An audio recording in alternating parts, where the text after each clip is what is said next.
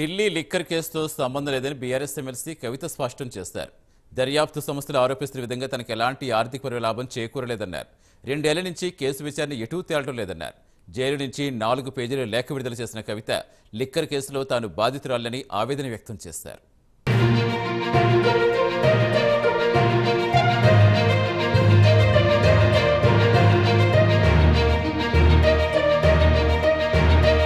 Delhi liquor scam కేసులో అరెస్టైన కవిత judicial custody ముగియడంతో ఆమెను rows avenue కోర్టులో ప్రవేశపెట్టారు. కోర్టు ఆమెకు మరో 14 రోజులు రిమాండ్ విధించింది. కోర్టు నుంచి వెళ్తున్న సమయంలో మాట్లాడిన కవిత ఈ కేసుకు తనకెలాంటి సంబంధం లేదని తెలిపారు.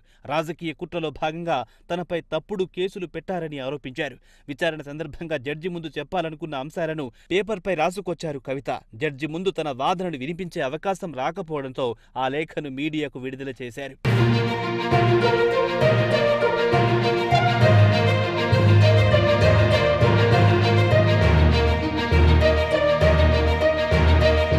లిక్కర్ కేసుతో తనకెలాంటి సంబంధం లేదని లేఖలో కవిత పేర్కొన్నారు. దర్యాప్తు సంస్థలు ఆరోపిస్తున్న విధంగా తనకెలాంటి ఆర్థికపరమైన లాభం చేకూరలేదని తెలిపారు.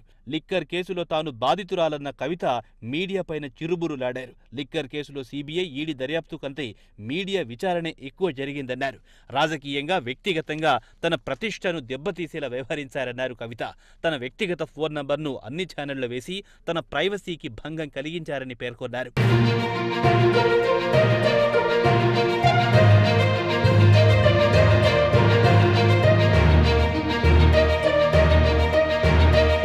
ఈడీ విచారణకు అన్ని విధాలుగా సహకరించినట్లుగా ఎమ్మెల్సీ కవిత తెలిపారు.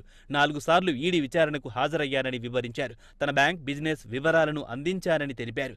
దర్యాప్తు సంస్థకు మొబైల్ ఫోన్లను అందజేశారని వెల్లడించారు. కానీ వాటిని ధ్వంసం చేశానని, తనపై తప్పుడు ఆరోపణలు చేస్తున్నారని ఆవేదన వ్యక్తం చేశారు. గత 2.5 ఏళ్లుగా సోదాలు చేశారని, మానసికంగా ఇబ్బందులకు గురి చేశారని పేర్కొన్నారు.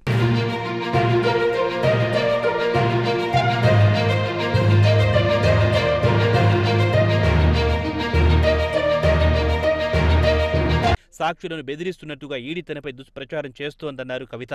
బీఆర్ఎస్ అధికారంలో ఉన్నప్పుడు తనను ఎందుకు అరెస్టు చేయలేదని ప్రశ్నించారు. ప్రతిపక్ష పార్టీల నేతలపై కేసులు పెట్టారని, వారు బీజేపీలోకి చేరగానే వారిపై కేసుల విచారణ ఆగిపోయిందని తెలిపారు. పార్లమెంట్ సాక్షిగా బీజేపీ నేతలు విపక్ష నేతలను ఉద్దేశించి నోరు మూసుకోండి, లేదంటే ఈడీని పంపుతాం అని అన్నట్లుగా లేఖలో పేర్కొన్నారు. ఇలాంటి దారుణ పరిస్థితుల్లో విపక్ష పార్టీలన్నీ న్యాయ వ్యవస్థ వైపు చూస్తున్నాయన్నారు. న్యాయ వ్యవస్థ ఉపశమనం కల్పిస్తుందన్న ఆశతో ఉన్నట్టుగా కవిత పేర్కొన్నారు.